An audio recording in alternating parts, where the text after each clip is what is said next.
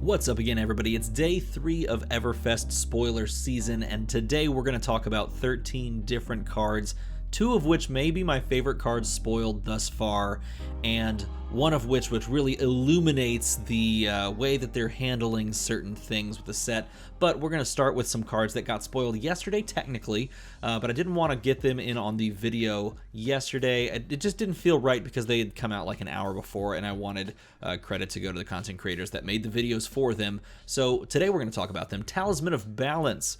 This is a 0-cost generic action item that pitches blue. It has go again, and it says, at the beginning of your end phase, if you have less cards in arsenal than an opposing hero, destroy this and put the top card of your deck into an empty arsenal zone that you control, which is super cool because it's like the perfect card for UPF. I want to play this in UPF. I want to jam a few of these down onto the table, and then when someone arsenals and I don't have an arsenal, I'm just gonna be like, oops, I get an arsenal as well. It's also interesting because of the way it's worded.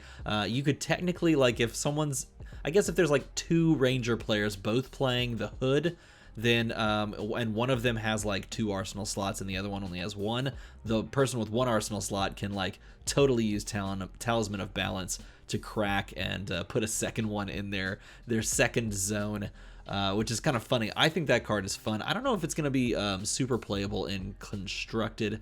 I guess you can jam it down in Constructed and then like your opponent arsenals and you don't. It gives you an arsenal.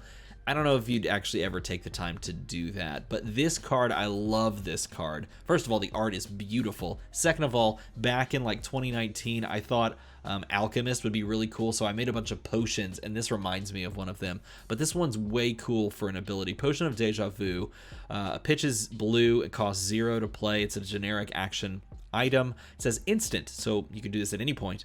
Destroy Potion of Deja Vu. Put all cards from your pitch zone on top of your deck in any order. Your opponents don't get to see what order you put them in. Using this on your turn, when you have to pitch away specific cards that you want to keep for, like, you know, I guess just technically a later moment, because you are going to redraw them. Using this on your turn is kind of cool. Using it on your opponent's turn in a defensive manner is really cool. Your opponent threatens you with like a rune chant, and you're like, okay, my hand is fire, but I don't want to get rid of my hand, so I'm going to use Potion of Deja Vu at the end of the turn to put these on top of my deck, so I'm not burning cards to the bottom of the deck, or I'm not blocking necessarily with cards that I want to see later. So this is a way to like cycle it. You're going to see those cards way sooner. I like this one a lot. Again, I don't know if these are like... This is the thing about potions, and tell me how you feel about this in a comment below. Items in general, they take such a very specific, what's the word? You have to be very mindful and purposeful about playing a potion down. It's just like you have to jam it down and then just deal with the ramifications of, you know, not putting on pressure or something like that. Maybe you put on pressure at the beginning of the turn and then end with Potion of Deja Vu instead of pushing damage with a different card. And so in that respect, it is sacrificing like the short term for the gain of the long term. And the question always becomes at that point, is this enough of a gain long term to benefit the short term loss of pushing 4 damage, for example, because that's a great breakpoint that you can push easily with cards. That's always the question with potions or, you know, items in general. So you always want to ask yourself the question, is this good enough to sort of delay the idea of dealing 4 damage? And I don't know, this one seems interesting. I'm not sure if it is, but this card is also very intriguing against like very specific matchups.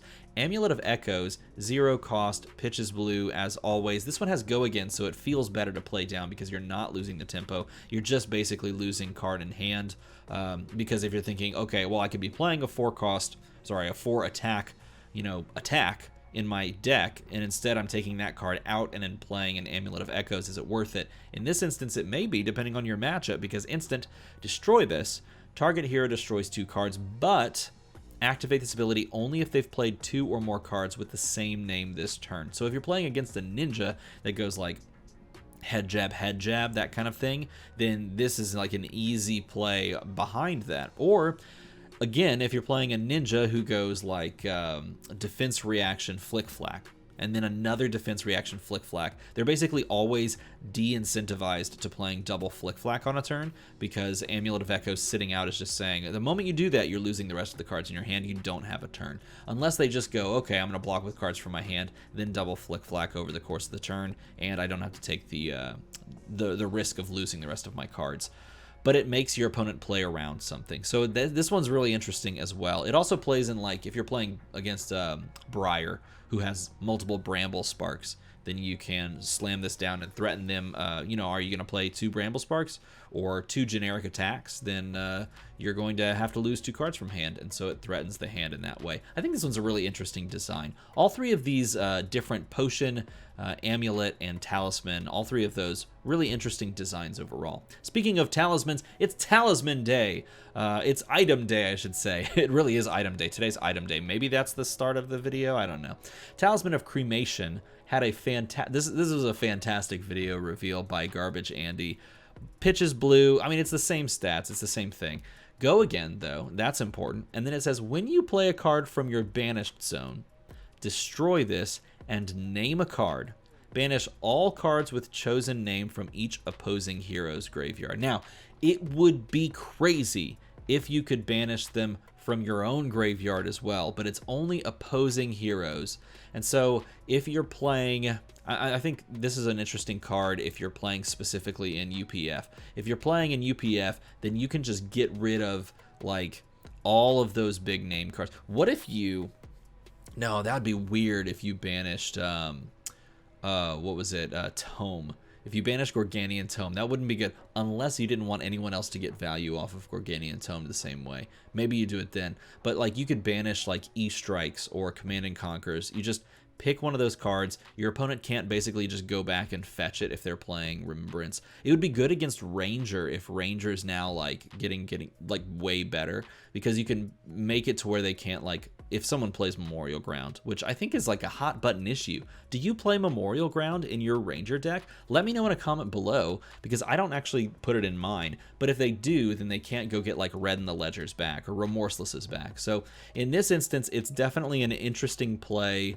As Chain or as Levia, you use this effect and you take away cards from your opponent in, like, a UPF scenario.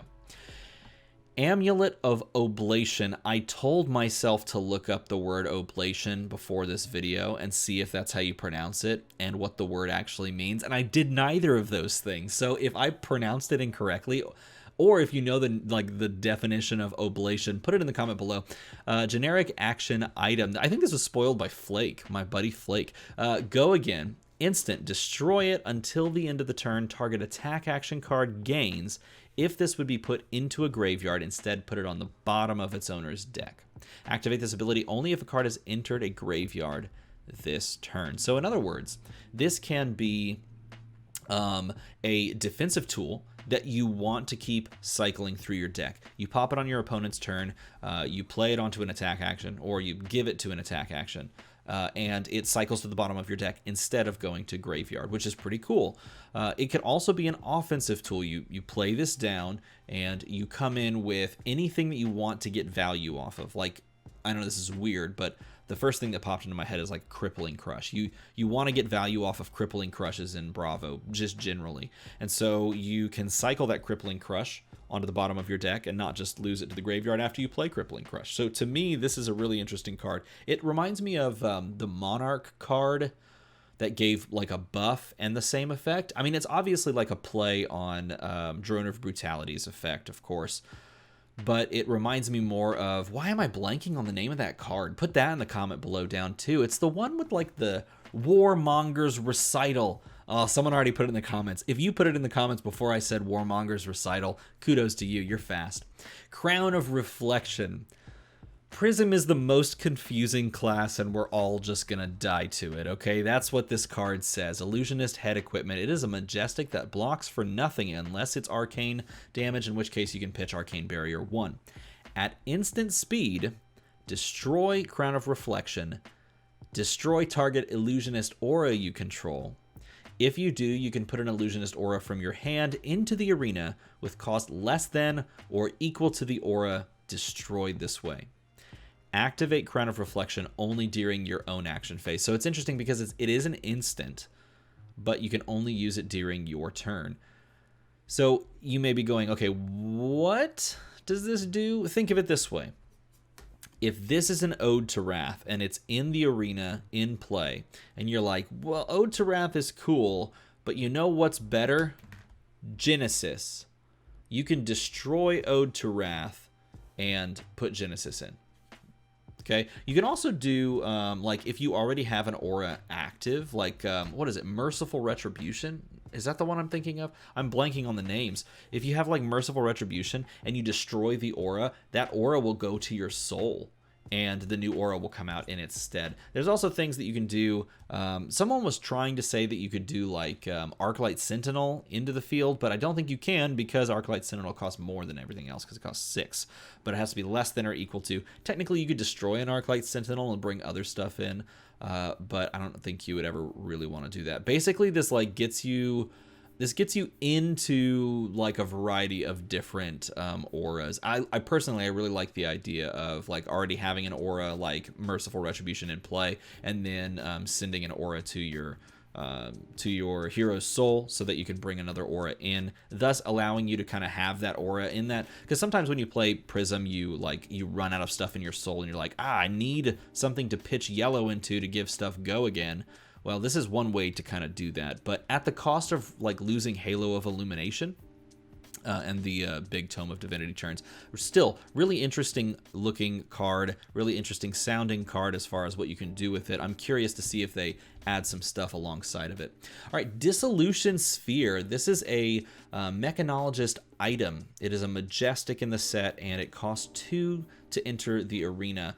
And it enters the arena with a Steam counter on it. At the beginning of your action phase, you destroy this unless you can remove a Steam counter from it. So basically this lasts for your opponent's turn and then your opponent's next turn, because you play this and it moves to your opponent's turn. On your turn, you remove the Steam counter and you play out your turn, and then it's your opponent's turn again. And then finally, it'll come back to you and this will be destroyed. So 2 opponents' turns. That's important to note because it says whenever your hero would be dealt exactly 1 damage, prevent it.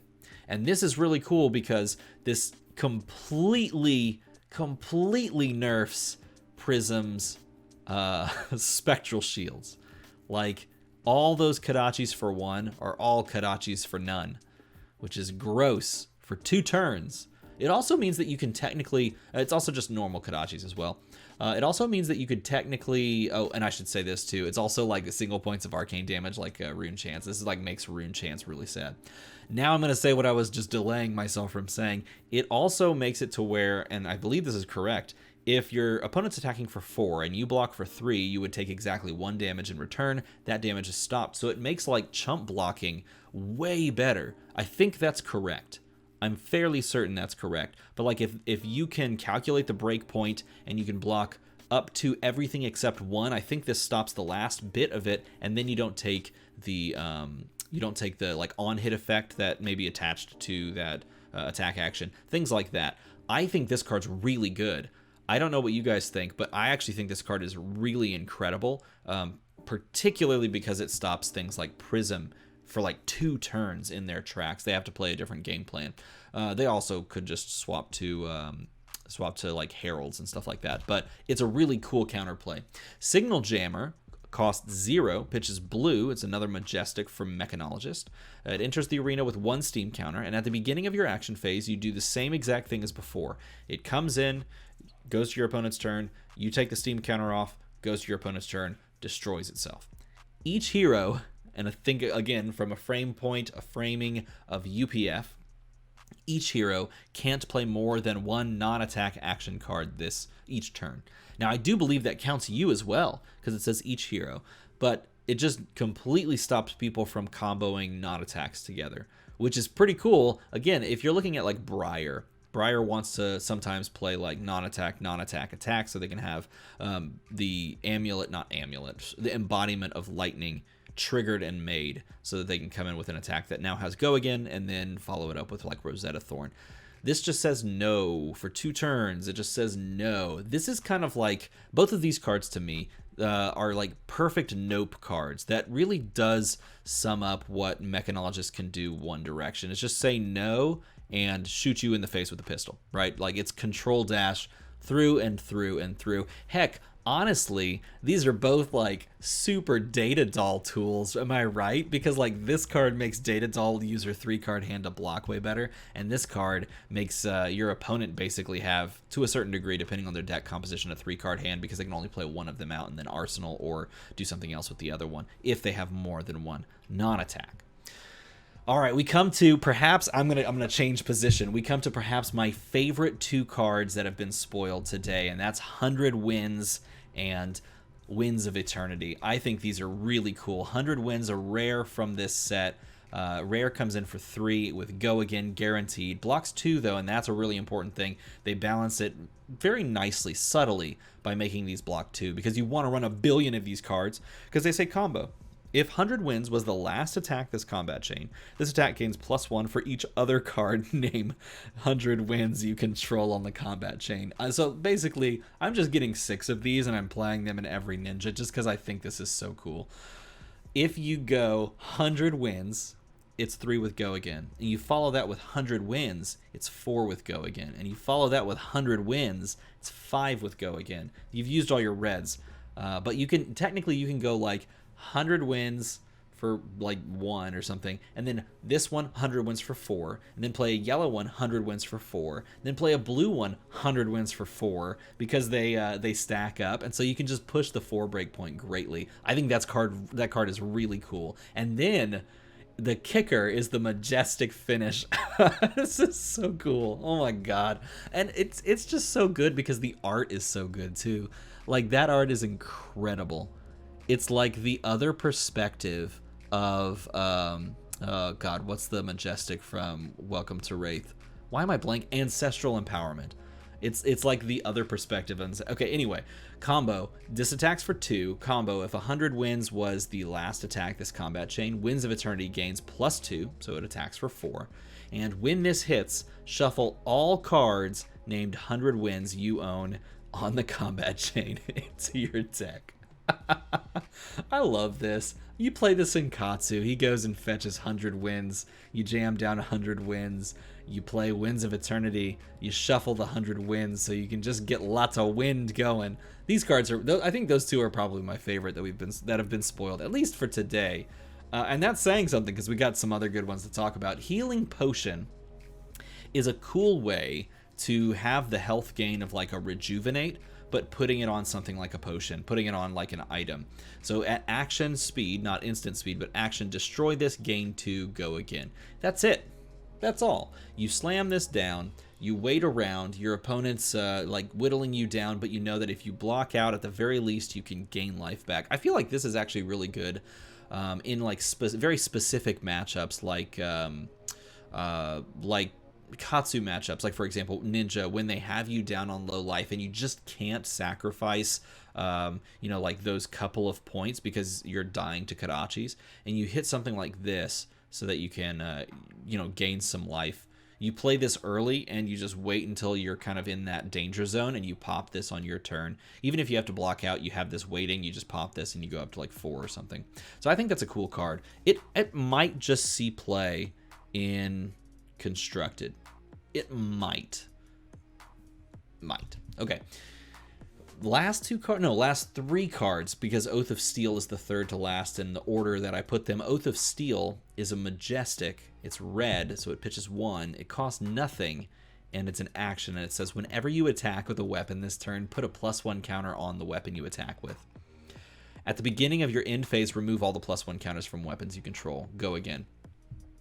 This would be really fun to play in both basically anyone that runs sabers, right? So I'm thinking like your Kasai's, your Boltons. You could technically run sabers in Dorinthia, but this seems like a great thing to run with sabers because the sabers push 2, but when you play this, it makes you attack for 3, and then you get the saber effect as well, which pushes to the breakpoint of 4. You can play this with axes as well, which also do the same exact thing. They start at 2, and they allow you to push to the breakpoint of 3. And technically, if you like string them together, then they naturally push to the breakpoint of 4 after the second attack. You do this with like Lumina Ascension, and you get all that value for attacking with the 2 sabers back and forth. This is going to be a really cool card. The fact that it's Majestic is also what balances this, because if you could run... I guess technically they put +1 on it no matter what. If you can run more than 3 of these, it'd feel really oppressive, because this is one of those cards that when you hit it, you really hit. I feel like when you're playing against this, in the right build, of course, when you're playing against this, you go, okay, they played an Oath of Steel. I need to just be careful this turn and defend a lot more, because these counters are not going to last forever. They do go away. You don't necessarily probably want to play this on a Dawnblade turn, unless you just, or on a Dawnblade deck, I should say, unless you just don't care about losing all of the counters that you've built up, because these do remove, like this card does remove every counter, even if you've earned them on Dawnblade. So you do want to kind of weigh your options there, but really cool card. I think this one's really good. Speaking of really good, my man Kel from Red Zone Rogue drops the Dreadbore on us with the once per turn action, pay 1, so that you can put an arrow card from your hand face up into an empty arsenal zone, thus allowing you to play New Horizon if you wanted to in Azalea. You could technically play this bow in Lexi as well, but this just jams down into like Azalea goodness. If you do this, it'll gain +1 until the end of the turn. Go again. So basically, this is allowing you to play New Horizon. It's giving you a natural buff, which is great if you're playing Bolt and Shot, which is an arrow that like is great for Lexi, not so much currently for Azalea, because it's harder to give that buff with Bolt and Shot. Now you don't have to worry about it. And all that is great. You get to go again. All that's great, but it has this permanent, persistent effect that says arrows you control have defense reactions, can't be played from hand this chain link. So basically, and again, if my memory serves correct, this is the text that accompanies Increase the Tension. So if you play Increase the Tension, you get a buff from Increase the Tension. But Increase the Tension also says arrows will gain defense reactions, can't be played from hand, this chain link. This bow just gives it constantly. It's just like, yeah, just have that for free, which is really cool. I saw some people talking in my Discord about it. Who was it? I can't recall who said it, but it was a wise point, and they said even just the fact that this weapon exists makes people kind of change their sideboard perhaps against what you're running, because if they show Dreadbore, if like you flip over Dreadbore and they have a bunch of defense reactions, then they have half the value that they normally would as defense reactions, because they have to immediately go to Arsenal for those defense reactions. So if there are defense reaction heavy decks, those decks can be punished by Dreadbore, and therefore they may swap out. So even if you're not running Dreadbore, you can benefit from the fact that this card exists. I thought that was a really smart point, and I wanted to point it out. I'm sorry whoever said that. I'm totally blanking on who said it, but it was wise, so good on you if you said that in my Discord. I think this card's really cool. Good on you, Kel, for putting together a fun video. And the final spoiler for today is ready to roll a Kaio specialization, and what probably proves that they're going to definitely be giving specializations to all the crew heroes. We don't know if they're going to go and give a specialization to every hero that exists. I think it would be pretty expensive. Not expensive. It would take a lot of the slots in the set to now go through, based on what we've seen so far, to go through and give everybody a specialization. But maybe here's what I think they're doing. I think they're going to give all the crew ones a specialization, because they don't have a specialization yet. Everybody else has a specialization, which means Shiana, the specialization queen, may get a specialization. Oh, that would be so fun. Okay, let's talk about this card. It's a Kaio specialization. Pitch is blue, which is great. Costs nothing to play this, and it says if you would roll 1 or more dice this turn, instead roll that many dice +1 and ignore the lowest roll. Go again. We're just leaning into the rolling dice aesthetic, and I like that. I think it's funny. It just makes me laugh that they're Kaio is all about rolling dice anyway, and now you get a little bit of mitigation for the die roll, which is fun and which is nice. And so you do get the opportunity to roll twice as many dice and you know, take the best result essentially. So a really for him, it's a really powerful specialization overall, and one that I think definitely makes the cut. If you're playing Kaio, you run all the ready to rolls that you can. So kudos to Kaio players. Also spoiled by Bill from Spike Feeders, and that was a fun spoiler to watch. All the spoilers today were thoroughly enjoyable. Guys, I should say this too, before we run out of time, I'm doing a Reddit AMA. Not only that, I'm doing it tomorrow in like 24 hours. So if you want to come hang out with me, ask me questions about anything, like just at all, anything related to the spoiler season, you want to talk about anything Flesh and Blood, fire away your questions. Head on over to r/Flesh and Blood TCG. There's a thread there. Pop your questions down there. I'll answer them. You can leave a comment down here. I'll probably answer it there. It's always an AMA on this channel. My spoiler is coming very soon. It's coming on Friday. Check out the channel for an official like premiere setup. It's going to be like ticking down the clock until it actually premieres. It's going to be a lot of fun. That's coming on Friday, and then we'll open up the booster pack that is sitting over there on Saturday. If you enjoyed this video, you can do the thing with the thing. As always, everybody, thanks for watching.